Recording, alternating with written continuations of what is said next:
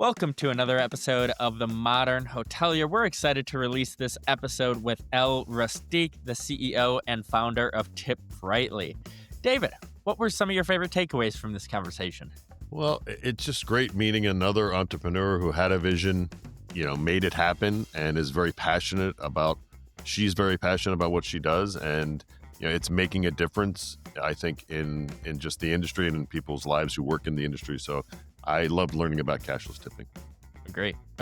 I loved hearing the backstory about what makes her passionate about cashless tipping, the family ties, and really that's her driver, in being a successful entrepreneur, like you said, and, hearing about how it's not only improving hoteliers' lives, but also creating a better experience for the guests as well. Really enjoyed the conversation and hope you all enjoy it as well. Let us know what you think in the comments. Enjoy it. Welcome to The Modern Hotelier, the most engaged podcast in hospitality. Don't forget to follow, like, subscribe, and make sure to comment below about what you think of this episode. So, Steve, who do we have on the episode today? Yeah, David, today we have on Elle Rustique, the founder and CEO of TipBrightly. TipBrightly is a FinTech company that makes tipping easy, cashless, and app-free through QR technology. TipBrightly helps hotels and service business empower guests to show appreciation while boosting income and recognition for the frontline employees. Inspired by her mother, which we'll talk more about later, Elle turned a personal story into a mission to create more equity and gratitude in hospitality. Thanks for joining us, Elle. How are you doing today? I'm good. I really enjoyed your summary, so 100%. Thank you. Thank Great. you. So we're going to jump in. We're going to go through a quick lightning round of some questions. We're going to get to know you better about some of your background, your career, and then we're going to jump into some thought leadership and industry topics. Sound good? Perfect. Okay. What's something you wish you were better at? I think remembering things. Okay. What's the most used Am I emoji? supposed to add an explanation or this one phrase? No, just one phrase. Yeah, that's it. Perfect. What's The your most used emoji? the heart. Okay. What's a The luxury you heart. can't live without? Hmm. Chocolate. Okay. If you had a time machine, would you go into the future or into the past? And what year would you go to? I would go back to the past. I would go back to the 80s Okay. Nice. and I'd have a good time. All right, good. What's the best piece of advice you've received? Less is more. That's a good one. It was a And professor who told me that. that's Yes. good. Less is more. What's your favorite city and why? New York City. It's the only place in the world that I've been to where, it's a living, breathing ecosystem. You step out the door and you can feel the life Yeah, that that's makes any true. place. That is true. Well, that's great. Great job, Elle. Great answers. So now we're going to go on to more about your background and what makes you tick. So, Elle, you grew up in Lansing, Kansas. Is that correct? Yes, that is correct. I did grow up in Lansing, Kansas. So, how did growing up in Lansing, Kansas shape you into who you are today? Or what did you learn from growing up in Kansas? Well, we moved to Kansas from Hawaii. So it was a big culture shock. I think Kansas was all about trying to figure out who I was, how to fit in, what my friend group was. And I needed to prove myself. I was one of just two minorities. So it shaped me in the sense of it really drove me to want to succeed. And I really did succeed. I was the top of my class. I was valedictorian. And my goal was to get out of Kansas. So I left Kansas. I went to school in St. Louis. Yeah. That's great. Right. So you have degrees from Washington University, Columbia, UCL, Stanford, and they're all focused on education. What really led you to have that focus on education? Well, I would say from early on, I really valued education. My mother was an elementary school teacher, and my dad was just an avid reader. I think the first book he gave me was about Malcolm X. So it was really about change. It was about education for me is a process of figuring out who you are and doing that in order to make change. That's really my assumption. So for me, I then went into teaching, and from there, I wanted to change the system. I was in a high school that was an alternative high school doing amazing things. And yeah, and so I just went through, got degree after degree after degree because I enjoyed it. I really did. I love learning. That's great. That's great. So this was a really fun story I found out. Your mother, aside from being in the education side, was also a hotel housekeeper. And on occasions when she got good tips, Yeah. your treat was a Happy Meal growing up. Did that kind of, having your mom as a housekeeper, I'm assuming that had some type of role in, why you started Tip Brightly. Is that right? Yeah, 100%. I mean, Tip Brightly was inspired by my mother because, like I said before I started Tip Brightly, I did a lot of traveling, and whenever I couldn't leave a tip, it was personal because I knew that there was some woman who couldn't, have the money to spend on her children, on groceries. So when I realized, being a social scientist, that we were moving towards a cashless society, I concluded that service workers or anyone who relied on cash for income were going to be disproportionately negatively impacted. And, these are people like my mom who spent their earnings on their family. And so I knew it was something that I wanted to solve. That was great. Now we're going to dive into your career and how you became the CEO and founder of Tip Brightly. So, you started out kind of as you went through college, and after college, you started out on the education side. And you were focused on entrepreneurship at a couple facilities like the V Labs, MIT Enterprise Forum, and then at Washington University, you were part of the entrepreneurship committee. How did those entrepreneurship roles help you when you started Tip Brightly? Well, those roles were really a transition from being an academic in education to just talking about, say, the world in different language. So it was all about disruption, technology, and, what were some of the other terms? The whole startup world. So I found that those organizations really gave me a voice to start practicing the language of entrepreneurs, and also really immersed me in understanding what some of the emerging technologies were. So I left education because I felt like, the theme here is I really wanted to make a change, and that change wasn't happening fast enough for me in my career. So I leapt from the ivory tower to go and actually do something. And I had this in mind. I had the problem of a cashless society in mind. And so when you launched Tip Brightly, you had no background in hospitality, you had no background in mobile payments or really tech. So how did you figure it out and get it started? I think it really just started with, the problem. I really felt like there was a disconnect between mobile payments and between tipping. So, I started wanting to figure out how to put those things together, and it literally was on a Post-it.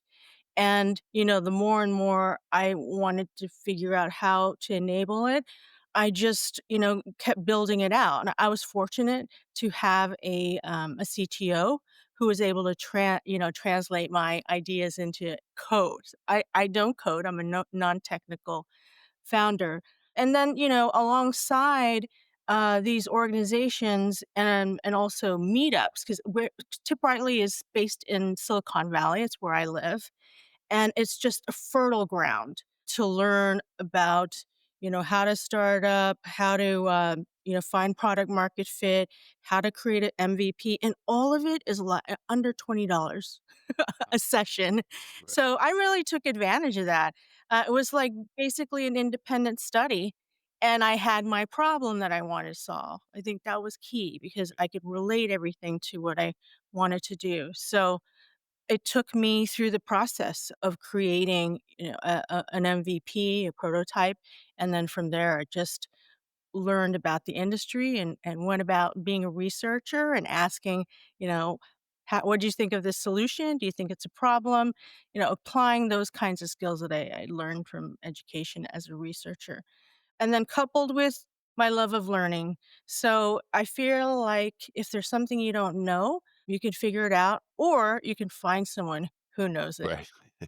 So, since starting Tip Brightly, what have been some of the challenges that you found? Was it sales? Was it you had the idea obviously, so that wasn't a challenge, but what were some of the challenges that you've had, whether it's sales, getting the word out about Tip Brightly, implementation? What were some of the challenges? I think there are challenges along the way, as an entrepreneur, especially a first time founder. So I could say, one of the first challenges, I felt like I was limited in terms of, my technical ability. So I had to rely on, other people to do that. So that was a challenge. I knew what I wanted to do, but I couldn't do it myself. Another challenge related to sales is just learning about the hotel industry. It is complex. And I think a lot of entrepreneurs or first time founders who are entering that space don't understand it. So, with the owner, with the GM, with the hospitality group, and then, the global brand, they're all of these decision makers. And you need to know how to navigate that. It's a long sales cycle in the hotel industry. That it is. That it And is. then I would say funding is also a challenge, but it is for everyone. It's hard to fundraise. So tell us, and those who are listening, what does success look like for Tip Brightly? Well, I think success for me is always not just a win-win, but a win-win-win. And the goal of Tip Brightly is not just to bring in tipping, it's a transaction, but it's actually to transform, all the stakeholders in the ecosystem. So that means guests and the employees and the employers. So for me, success is when there is a change in behavior and a change in mindset.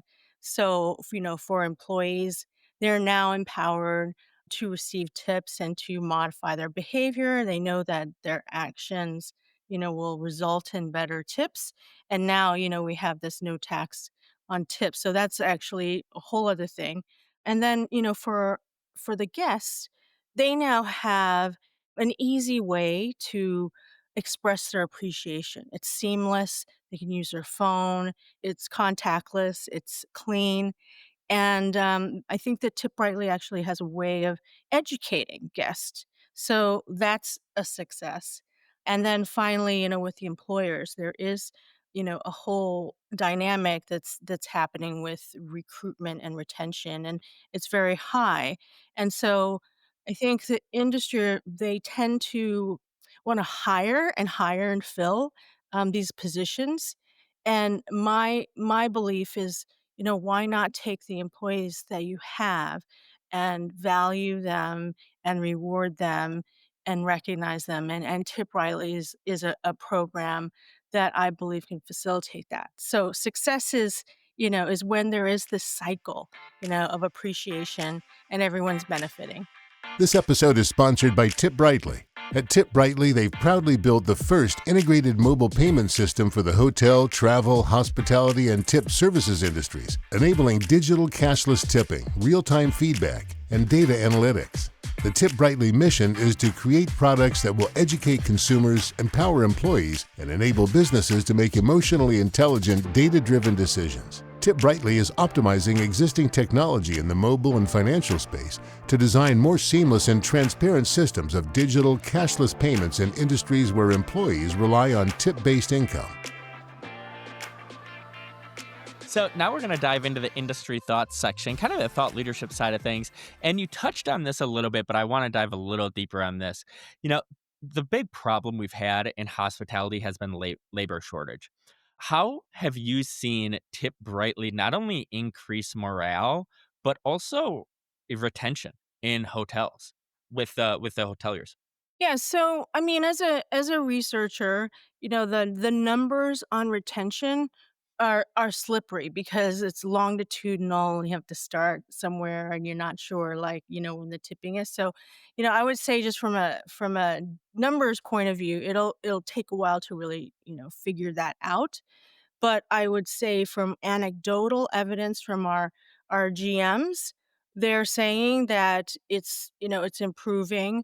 their attitude and their practice. Like some of them, with Tip Brightly, there's a sign in one hotel, they call them their business cards. So, I think the other thing is the anecdotal. I'm thinking about one hotel group. They've also found that they're not hiring as much as they did before. And then one other hotel said he didn't have to hire in a year. Wow. Um, yes, and so he hasn't had to hire every year. So I don't know if I'm able to name these hotels because I want to call out their successes. But yeah, so it's the anecdotal. And I do think that there is a way, will be a way to figure out the retention thing with AI. But watch this space. I'm figuring out. Yeah, I think it'll help us. Yeah, track employees. Sure. And so, in a previous conversation that you and I had, you made me aware of something I didn't know, that a lot of hotel employees don't even have bank accounts. So, what other challenges have Yeah. you faced trying to get this new, cashless tipping model for an industry that's slow to adopt new technology? Yeah, I mean, I think that it's not just the mechanism of receiving tips or money. It's also a mindset. So the service workers are used to not having transactions being visible. And so with cashless tipping, it's now brought to the surface.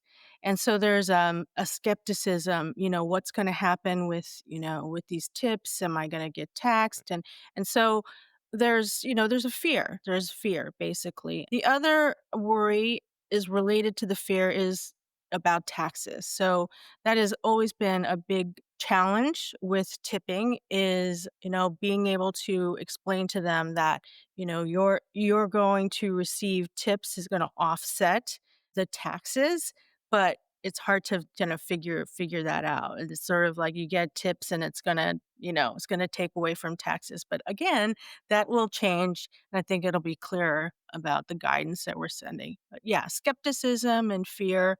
I do want to add that what we've found across all our hotels is this bandwagon effect. So once one or two employees receive tips, then the others will start to join in.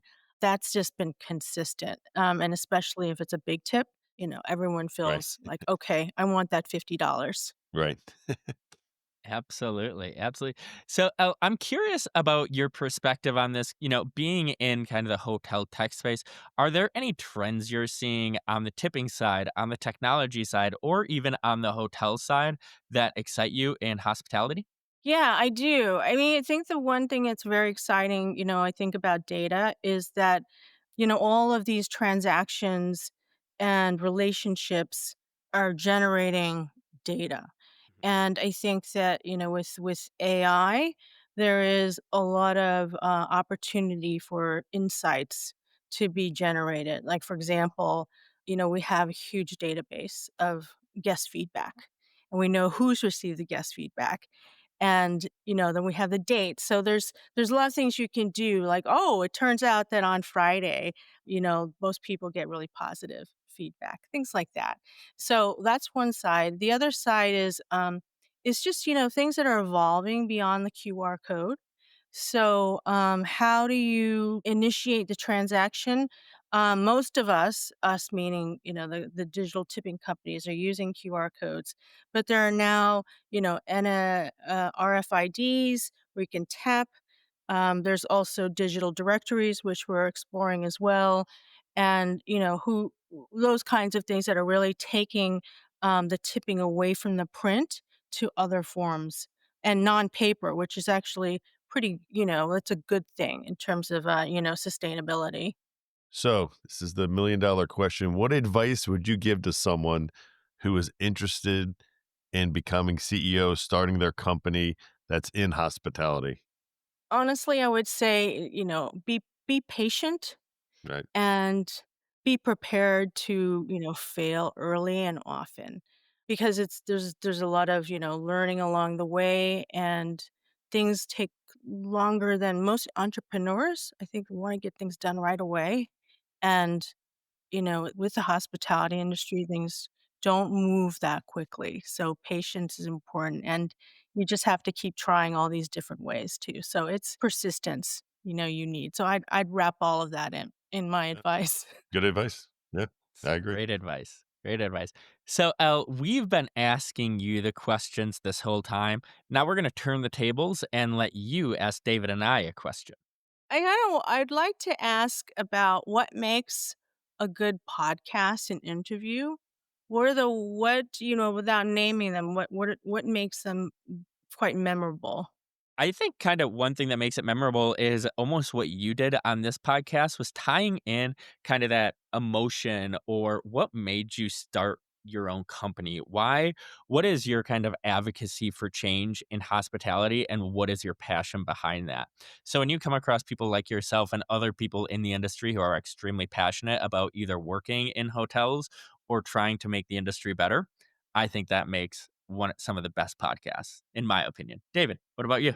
Yeah, and well, I mean, you're kind of a good. This is a good podcast to talk about it. But one of the things we strive for is educating our listeners, and by that meaning making sure that the guests are.